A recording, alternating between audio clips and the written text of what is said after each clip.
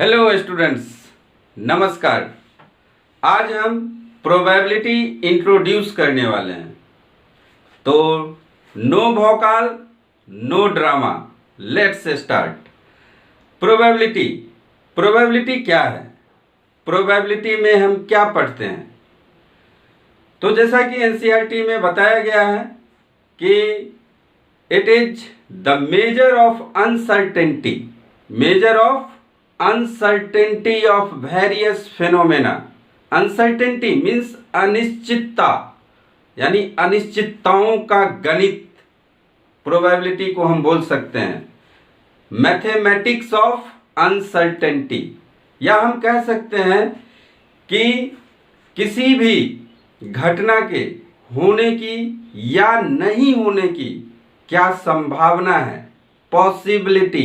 Possibility of occurring of an event, किसी भी घटना के होने की संभावना क्या है, या कह सकते हैं chances of happening of an event, chances of happening. तो प्रोबेबिलिटी को हम डिफाइन करते हैं कैसे? It is the measure of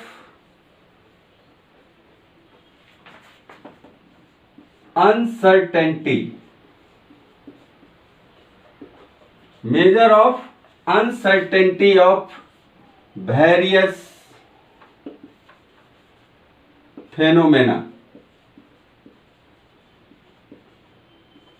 या इसको हम लोग बोल सकते हैं possibility of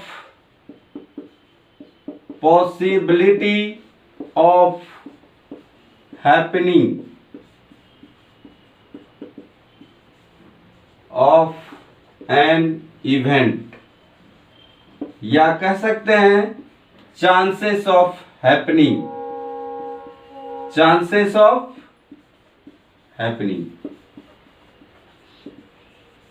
of an event.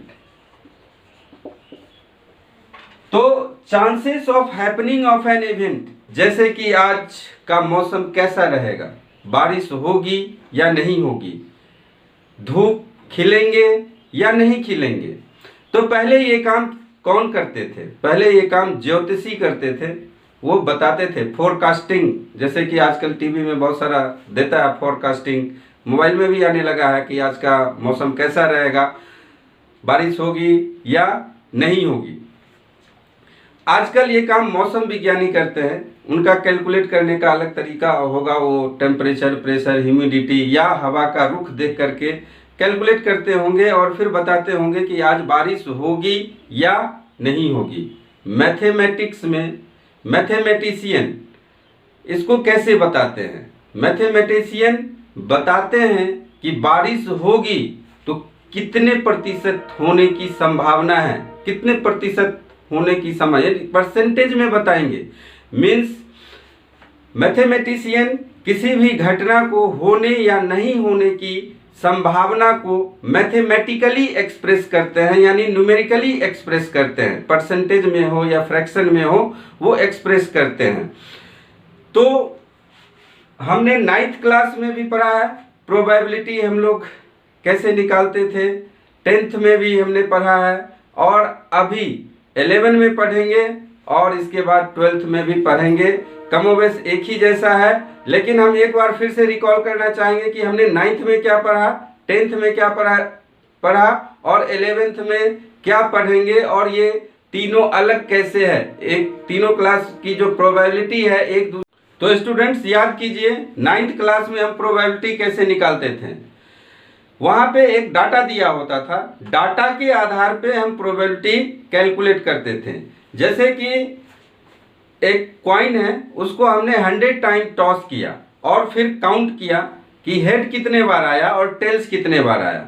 तो फिर हमने देखा, मान लीजिए कि हेड 55 टाइम्स आया और टेल्स 45 टाइम्स आया। वो क्वेश्चन के फॉर्म में इस तरीके से था, a coin tossed 100 times,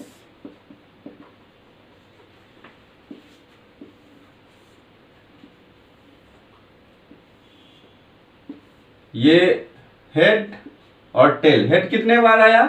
55 times, और टेल कितने बार आया? 45 टाइम्स। अब हमें निकालना है probability of happening of an event, जो कि हमारा क्या है? हेड है। हेड के होने की प्रोबेबिलिटी क्या है? तो प्रोबेबिलिटी हेड की होने की क्या है? तो हम लोग क्या करते थे? 55/100 कर देते थे। इसको जब हम पॉइंट में लिखेंगे तो 0.55 आएगा। और वही टेल के होने की प्रोबेबिलिटी क्या हो जाएगी?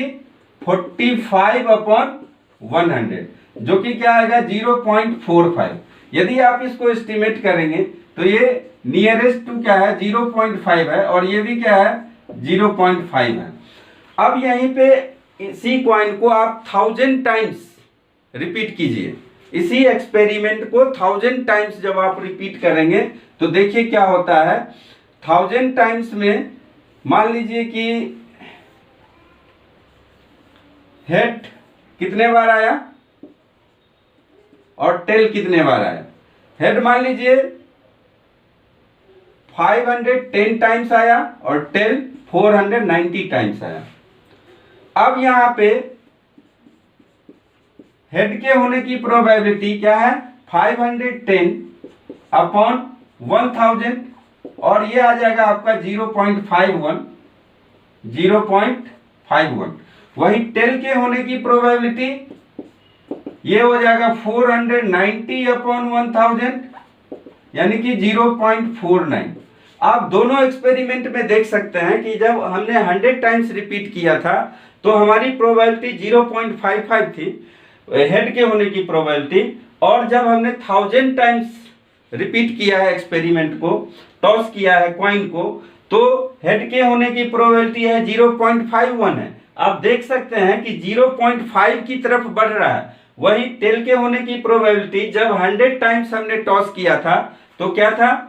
0.45 था, और यहाँ पे क्या है? 1000 टाइम्स जब हमने टॉस किया है तो टेल के होने की प्रोबेबिलिटी 0.49 हो गया।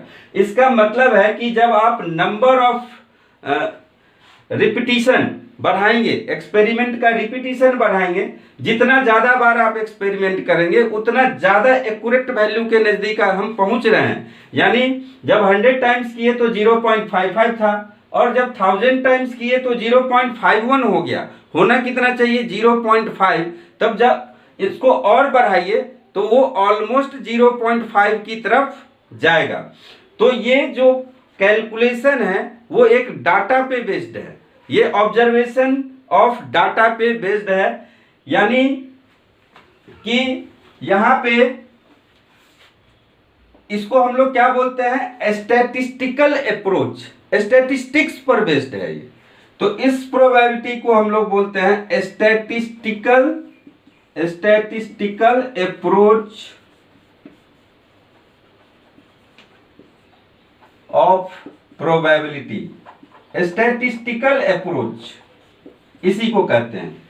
अब 10th क्लास में क्या हुआ कि वहां पे हमें एक्सपेरिमेंट करने नहीं थे, हमें एनालिसिस करने थे, और उसके लिए एक फॉर्मूला आया। तो वो देखते हैं कैसे हम लोग 10th क्लास में प्रोबेबिलिटी कैलकुलेट करते थे। अब 10th क्लास में याद कीजिए प्रोबेबिलिटी हम लोग कैसे कैलकुलेट करते थे। तो प्रोबेबिलिटी कैलकुलेट करने के लिए एक फार्मूला होता था। वो फार्मूला क्या है? Probability of an event, probability of an event is equal to total number of favourable outcomes to the event upon total number of possible outcomes, total number of possible outcomes। तो वहां पे हम लोग count कर लेते थे कि total number of favourable outcome क्या है और total number of possible outcome क्या है, और फिर दोनों का रेशियो ले लेते थे और हम बता देते कि प्रोबेबिलिटी इतनी है। तो probability of an event is defined as the total number of favourable outcomes to the event. Upon total number of possible outcomes. कमोबेश यही फॉर्मूला हर जगह अप्लाई होता है। 10th में भी हमने अप्लाई किया, 9th में भी यही फार्मूला अप्लाई किया। हालांकि फार्मूला वहाँ पे हमने बताया नहीं था 9th क्लास में, लेकिन हम अप्लाई यही कर रहे थे। 10th क्लास में हम फार्मूला मिला, 11th में भी यही फार्मूला अप्लाई होगा और 12th में भी यही अप्लाई होगा। इसलिए इसको हम लोग क्या बोलते हैं, classical theory of probability. Classical theory, कोई भी चीज क्लासिक कब होता है, जब उसका क्रेज कभी खत्म नहीं होता है। जैसे आप क्लासिकल डांस देखते होंगे, उसका क्रेज कभी खत्म नहीं होता है। उसी तरह ये क्लासिकल थ्योरी ऑफ प्रोबेबिलिटी इसको बोला जाता है, क्योंकि इसका क्रेज खत्म नहीं हुआ है। हर एक क्वेश्चन में चाहे जैसे भी हो, हम लगा यही फॉर्मूला रहे होते हैं। तो यहाँ पे क्या है कि ये जो फॉर्मूला है, इन दोनों चीजों का मीनिंग समझना बहुत जरूरी है। बहुत ही डेप्थ में इसको समझना पड़ेगा कि total number of favourable outcomes to the event यानी इवेंट को कितने आउटकम्स फेवर कर रहे हैं, और total number of possible outcomes, total number of possible outcomes. तो पॉसिबल आउटकम्स कह देने से नहीं होगा, यहाँ पे इसमें थोड़ा सा सुधार की जरूरत है। क्या है सुधार की जरूरत, हमको बोलना पड़ेगा कि total number of equally likely outcomes. Equally likely outcomes, equally likely outcomes क्या है, तो जैसे कि हमने टॉस किया तो हेड के आने के चांसेस और टेल के आने के चांसेस, दोनों के चांसेस क्या है, समान है। यानी चांसेस इक्वल होने चाहिए। Every outcomes has equal chances to occur, every outcomes has equal chances to occur, equal chance होना चाहिए। तो यहाँ पे सिर्फ हमें total number of possible outcomes बोलने से काम नहीं चलेगा। यहाँ पे आपको अब बोलना पड़ेगा कि total number of favourable outcomes to the event, total number of favorable outcomes to the event upon total number of equally likely events। मतलब वही है कि possible outcomes, total possible outcomes कितने हैं, या इक्वली लाइकली को हम कभी कभी क्या बोलते हैं, इक्वली प्रोबेबल आउटकम्स। तो ये क्लासिकल थ्योरी है। यहां पे अब एक समस्या है। समस्या क्या है कि ये हमेशा कोई भी जो एक्सपेरिमेंट है उसके आउटकम्स हमेशा इक्वली लाइकली नहीं भी हो सकते हैं। इक्वली लाइकली नहीं होंगे तो ये जो थ्योरी है फेल हो जाती है। तो कहने का मतलब है कि ये थ्योरी, दोनों थ्योरी जो हमने पढ़ा 9th में और 10th में, ये दोनों थ्योरी फेल हो जाती है। कहाँ पे फेल हो जाती है, कैसे फेल हो जाती है, तो एक तो यही हमने बताया कि सभी आउटकम्स, कभी कभी रियल लाइफ सिचुएशन में ऐसा रिजल्ट्स आता है जो कि इक्वली लाइकली नहीं हो। अब जैसे कि ब्राजील के फुटबॉल टीम को इंडिया के फुटबॉल टीम से खिला देंगे तो उसका तो रिजल्ट हमें पहले से पता है कि क्या होगा, ब्राजील ही जीतेगा। लेकिन कभी कभी क्या है कि इंडिया भी उलटफेर कर देता है, अलग बात है। लेकिन ये हमें पता है कि ब्राजील के जीतने की संभावना ज़्यादा होगी, इंडिया के जीतने की संभावना कम होगी। इसका मतलब है कि वो इक्वली लाइकली आउटकम्स हमें नहीं मिलेगा। ये तो पहली बात हुई। तो वहाँ पे ये थ्योरी, क्लासिकल थ्योरी फेल हो जाएगी।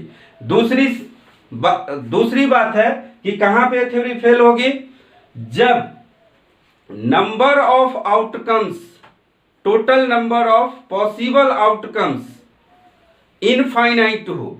जब infinite number of possible outcomes होगा तो वहां पे ये थ्योरी फिर से फेल हो जाएगी।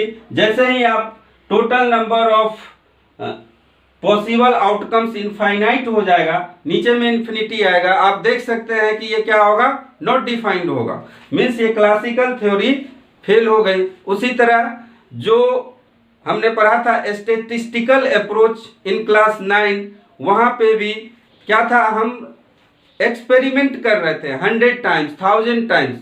कितना बार करेंगे भाई, कितना बार हम एक्सपेरिमेंट करें, 1000 टाइम्स सिक्का उछालते रहेंगे तो तब जाके हमें रिजल्ट पता लगेगा।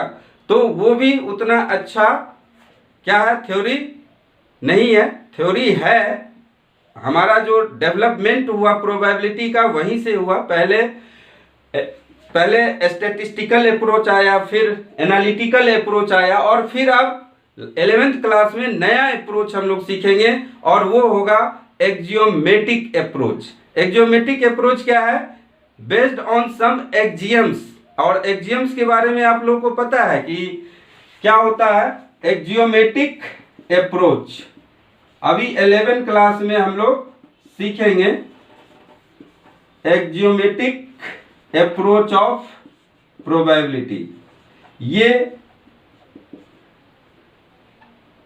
ये जो है सर्टेन एक्जियम्स पे बेस्ड है, सर्टेन एक्जियम्स पे बेस्ड है, बेस्ड ऑन एक्जियम्स। और एक्जियम्स क्या होता है, जो यूनिवर्सल ट्रूथ होता है, जिसको प्रूफ करने की जरूरत नहीं पड़ती है। जैसे किसी पॉइंट से इनफाइनाइट लाइन हम ड्रॉ कर सकते हैं, ये सेल्फ प्रूव्ड स्टेटमेंट होता है, इसको प्रूफ करने की जरूरत नहीं होती है। तो उसी ऐसे ही कुछ एक्जियम्स पे बेस्ड ये एक्जियोमेटिक अप्रोच ऑफ प्रोबेबिलिटी है।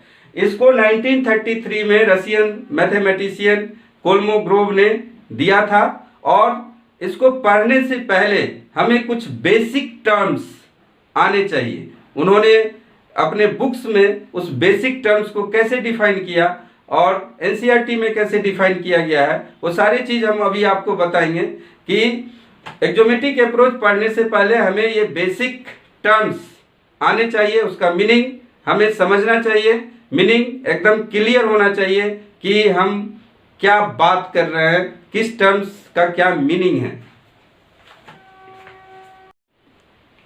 तो आइए जानते हैं basic terms to understand axiomatic approach of probability. तो बेसिक टर्म सबसे पहला तो है एक्सपेरिमेंट। एक्सपेरिमेंट क्या है, एक्सपेरिमेंट जैसे ही बोलते हैं तो आप लोगों को आ जाता होगा, फिजिक्स केमिस्ट्री का एक्सपेरिमेंट के बारे में बात करते हैं, मैथमेटिक्स में भी एक्सपेरिमेंट है। कोई भी छोटा सा एक्शन क्या है, एक्सपेरिमेंट है। कोई भी छोटा सा एक्शन हम उसको एक्सपेरिमेंट बोल सकते हैं। जैसे टॉसिंग ए कॉइन एक एक्सपेरिमेंट है जिसके कुछ रिजल्ट्स आते हैं। केमिस्ट्री में अलग रिएक्शन होता है, उसका क्या प्रोडक्ट निकलता है, वहाँ भी एक्सपेरिमेंट है। फिजिक्स में भी एक्सपेरिमेंट के आधार पे ही हम लोग कोई भी मेजरमेंट या किसी जो कांस्टेंट का वैल्यू डिसाइड करते हैं। यहाँ पे एक्सपेरिमेंट का मतलब क्या है, performing of an activity which has some result. Performing of an activity which has some result. तो एक्सपेरिमेंट के बाद यहाँ पे आपको जो प्रोबेबिलिटी में है आपको सुनने को मिलेगा या पढ़ने को मिलेगा रैंडम एक्सपेरिमेंट। रैंडम एक्सपेरिमेंट, ये रैंडम एक्सपेरिमेंट क्या है, ये एक्सपेरिमेंट और रैंडम एक्सपेरिमेंट में यही डिफरेंस आपको समझना है। हमने यहाँ पे क्या बोला, व्हिच हैज सम रिजल्ट्स, और रैंडम एक्सपेरिमेंट क्या है, तो an experiment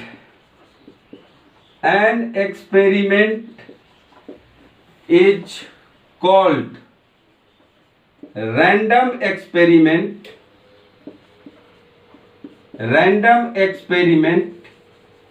if it satisfies the following to conditions. Her experiment random experiment नहीं हो सकता है। वही एक्सपेरिमेंट रैंडम एक्सपेरिमेंट होगा जो दो कंडीशन को सेटिस्फाई करेगा। दो गिवन कंडीशन जो हम अभी बताएंगे, दो कंडीशन को सेटिस्फाई करेगा। दो कंडीशन क्या है? तो पहला कि आउटकम्स 1 से ज्यादा होना चाहिए। ऐसा एक्सपेरिमेंट जिसके आउटकम्स 1 से ज्यादा हो, या कह सकते हैं एटलीस्ट 2 हो। आउटकम्स कितने होने चाहिए? आउटकम्स 1 से ज्यादा होने चाहिए या एटलीस्ट 2 होने चाहिए। तो पहला कंडीशन यही है कि an experiment is called random experiment if it satisfies the following 2 conditions. पहला कंडीशन है it has more than 1 outcome. More than 1 outcome, या इसको हम लोग बोल सकते हैं और एटलीस्ट 2 आउटकम्स। ये पहला कंडीशन है रैंडम एक्सपेरिमेंट होने के लिए। और दूसरा कंडीशन क्या है? दूसरा कंडीशन है कि कोई भी आउटकम्स को हम एडवांस में प्रेडिक्ट नहीं कर सकते हैं। दूसरा कंडीशन है कि कोई भी आउटकम्स हो, किसी एक भी आउटकम को हम एडवांस में प्रिडिक्ट नहीं कर सके। Means not to predict the outcomes in advance. Advance में हम किसी भी आउटकम को प्रेडिक्ट नहीं कर सके। जैसे मान लीजिए कि एक ट्रेंगल है, उसके एंगल्स को मेजर कर लो, सम कर दो। सम कितना आएगा? हमेशा 180 डिग्री आएगा। चाहे आप इसको 50 बार मेजर करो, 50 बार एक ही रिजल्ट आएगा, फिक्स्ड रिजल्ट आएगा कि sum of all the angles of a triangle is 180 degree. चाहे आप डिफरेंट ट्रेंगल्स ले करके करो तो भी रिजल्ट क्या आएगा? सेम ही आएगा। तो यहां पे क्या है कि पहले से हम बता सकेंगे, 1 बार करेंगे, 2 बार करेंगे, 3 बार करेंगे, चौथे बार खुद बता सकेंगे कि sum of all the angles of a triangle is always 180 degree. लेकिन जहां पे रैंडम एक्सपेरिमेंट की बात होगी तो वहां पे हम पहले से नहीं बता पाएंगे, पहले या नहीं बता पाएंगे कि आउटकम क्या होने वाला है। किसी भी आउटकम को हम एडवांस में प्रेडिक्ट नहीं करेंगे। तो ये कंडीशन है रैंडम एक्सपेरिमेंट के लिए। 2 condition, it has more than 1 outcome और एटलीस्ट 2 आउटकम्स, और it is not possible to predict the outcomes in advance. तो रैंडम एक्सपेरिमेंट हो गया। उसके बाद हम लोग आउटकम्स की बात करते हैं। आउटकम्स, तो आउटकम्स क्या है?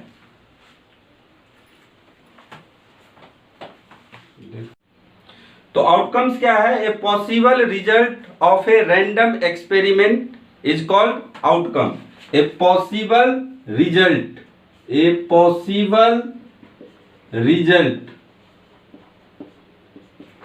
of a random experiment, किसी भी रैंडम एक्सपेरिमेंट का जो रिजल्ट होगा, पॉसिबल रिजल्ट होगा, वही क्या कहलाता है? आउटकम्स कहलाता है। तो आउटकम्स है और इवेंट है, दोनों में स्लाइटली डिफरेंट है, दोनों एक दूसरे से थोड़ा सा अलग है। हम उसको भी इवेंट को आगे बताएंगे क्या होता है इवेंट और आउटकम्स। तो पहले आउटकम्स को समझते हैं। तो जैसे थ्रोइंग ए डाई, बोलिए डाई क्या है? सिंगुलर है, डाइस प्लुरल है। तो यहां पे जब आप एक डाई को थ्रो करेंगे, थ्रोइंग ए डाई। तो रिजल्ट्स में भी या कह सकते हैं numbers appears on upper faces, वो रिजल्ट होंगे numbers appears on upper faces. Upper face यानी सबसे ऊपर में जो नंबर अपीयर होगा वो क्या क्या होगा, वो या तो 1 होगा, 2 होगा, 3 होगा, 4 होगा, 5 होगा या 6 होगा। ये आउटकम्स हैं। ये क्या होंगे, आउटकम्स है। आउटकम क्या क्या हो सकता है, 1 हो सकता है, 2 हो सकता है, 3 हो सकता है, 4 हो सकता है, 5 हो सकता है या 6 हो सकता है। तो ये इसके कितने आउटकम्स, पॉसिबल आउटकम्स हैं, 6 पॉसिबल आउटकम्स हैं।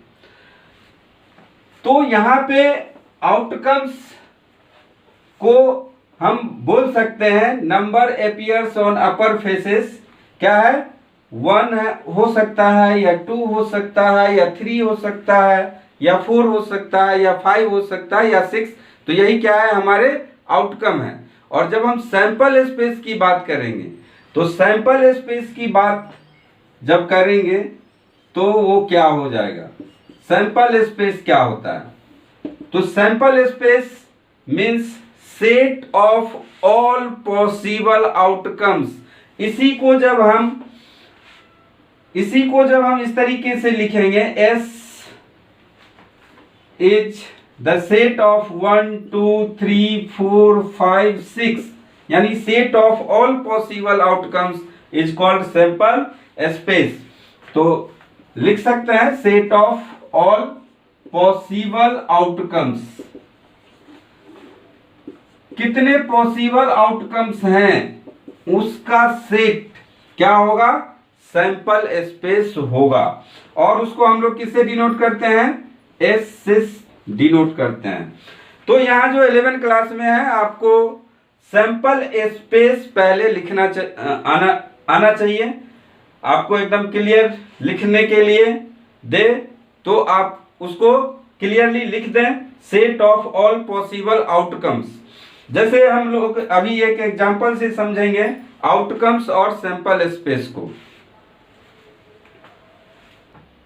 तो एक एक्सपेरिमेंट लेते हैं। एक्सपेरिमेंट हमारा क्या है, tossing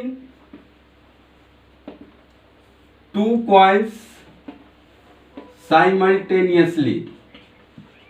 tossing 2 coins simultaneously. 2 coin है, एक साथ हम उसको टॉस कर रहे हैं, या कह सकते हैं एक कॉइन टॉस्ड 2 टाइम्स। दोनों एक ही चीज है, दोनों का सैंपल स्पेस एक ही होगा। हम लोग अभी देखेंगे कि टॉसिंग 2 कॉइन्स साइमल्टेनियसली या ए कॉइन टॉस्ड 2 टाइम्स, इसके आउटकम्स भी सेम होंगे और सैंपल स्पेस भी दोनों के सेम ही होंगे।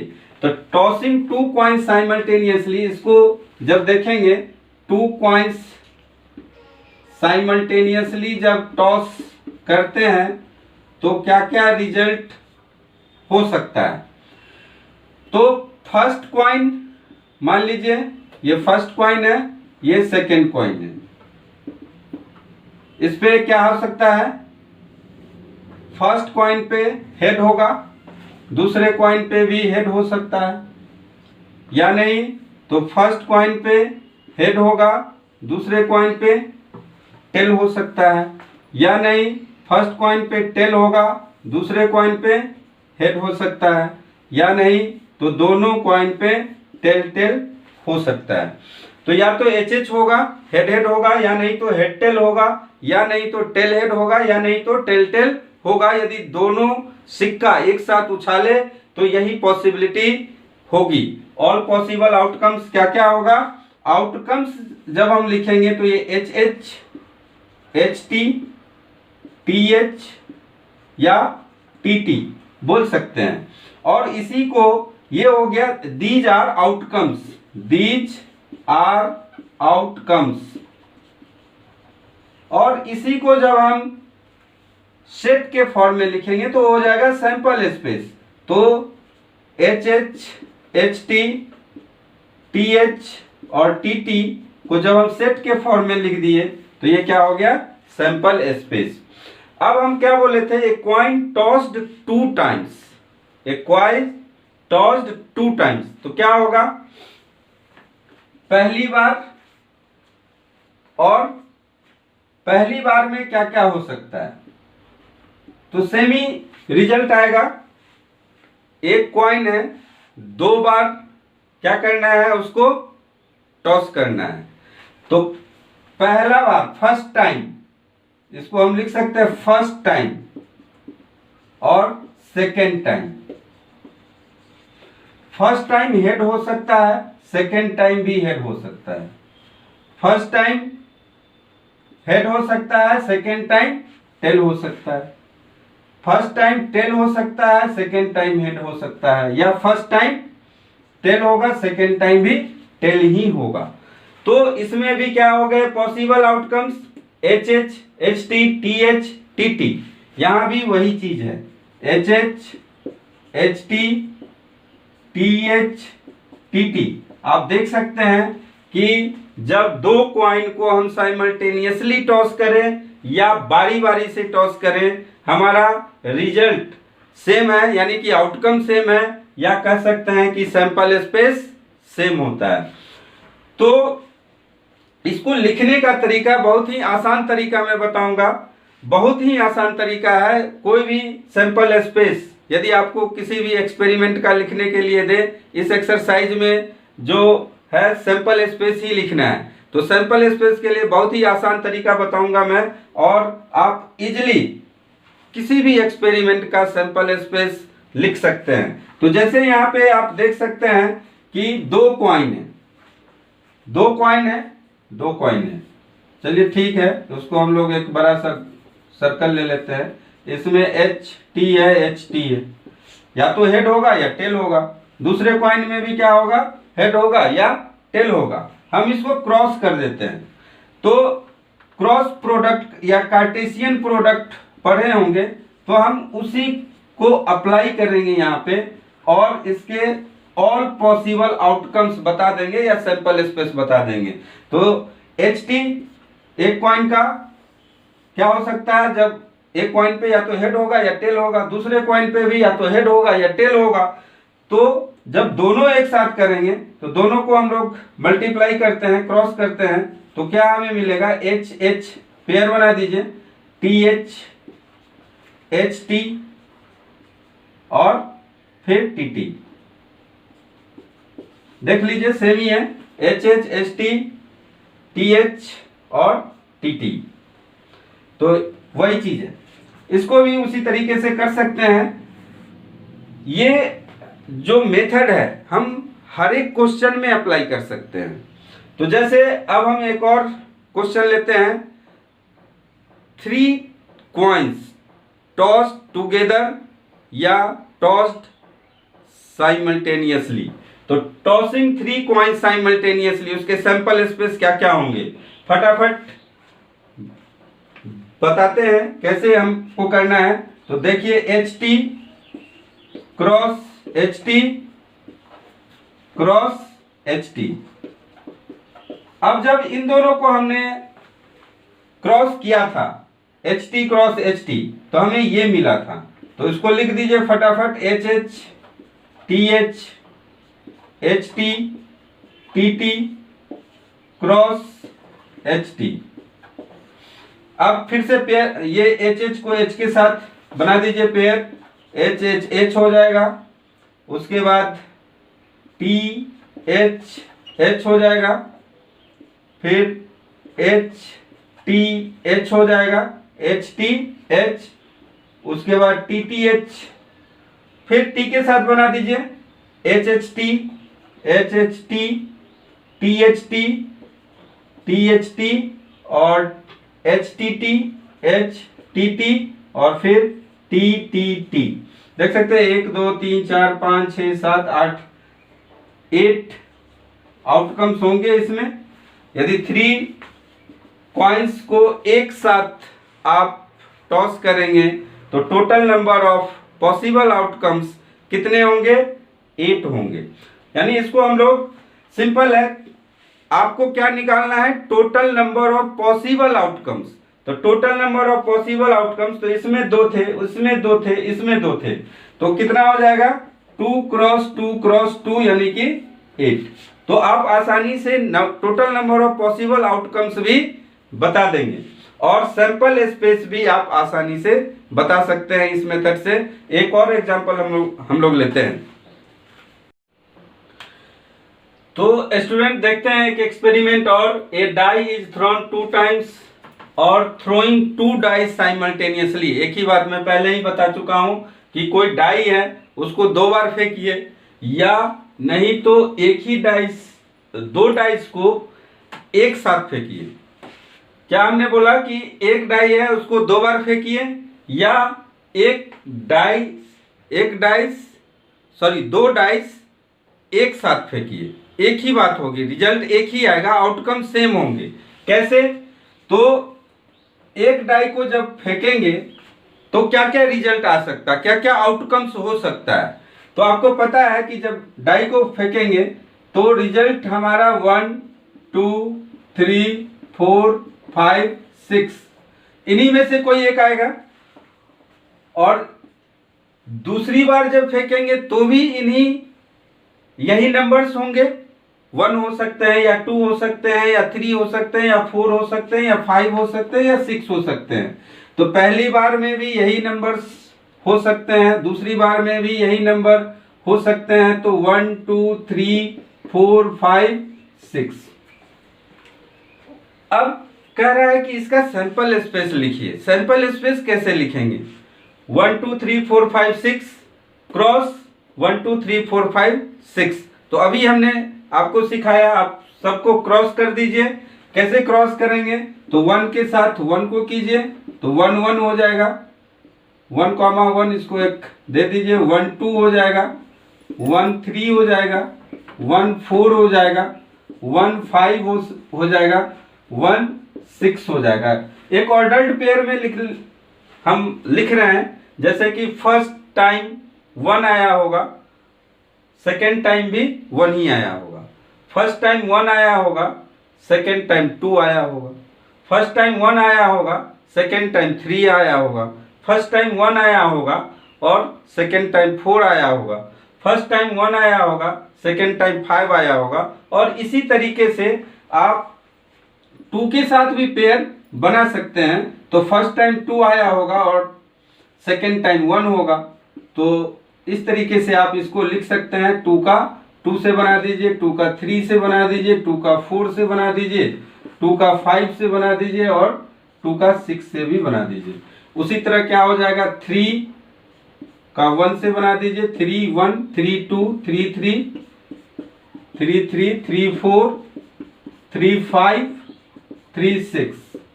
और उसी तरह 4 1 4 2 4 3 4 4 4 5 और 4 6। फिर 5 का कीजिए, 5 1 5 2 5 3 5 4 5 5 एंड 5 6। फिर 6 का कीजिए 1 के साथ, 6 1 6 2 6 3 6 4 6 5 एंड 6 6। अब इसको हम लोग एक सेट में दे देंगे तो ये क्या हो जाएगा, हमारा सैंपल स्पेस बन जाएगा। यानी एक डाई को आप 2 बार थ्रो किए हैं तो कितने पॉसिबल आउटकम्स हैं? तो पहला बार में 6 पॉसिबल होगा, दूसरा बार में भी 6 पॉसिबल होगा। दोनों को मल्टीप्लाई करेंगे, क्या मिलेगा, 36 मिलेगा। तो टोटल पॉसिबल आउटकम्स कितने होंगे, 36 होंगे। और कौन कौन से होंगे, तो यहां इस सेट के फॉर्म में लिखा हुआ है। वहीं हमने क्या लिखा, थ्रोइंग 2 डाइस साइमल्टेनियसली, यानी 2 डाइस है और दोनों एक साथ हमने थ्रो किया तो भी क्या होगा, एक डाइस पे कितना आएगा, 1 2 3 4 5 6 क्रॉस। दूसरे पे क्या आ सकता है, 1 2 3 4 5 6। और सबको इसी तरीके से लिखेंगे तो सैंपल स्पेस हमारा क्या होगा, सेम होगा। तो स्टूडेंट्स, ये हमने आज इसको इंट्रोड्यूस किया, फिर अगले वीडियो में हम लोग एक्सरसाइज सॉल्व करेंगे। तो स्टूडेंट्स, यदि आपको मेरा वीडियो अच्छा लग रहा है तो लाइक कीजिए, शेयर कीजिए, सब्सक्राइब कीजिए। सब्सक्राइब जरूर कीजिए, क्योंकि यहाँ नो वोकल नो ड्रामा, सिर्फ मैथ्स होता है, ओनली मैथ्स। Thank you.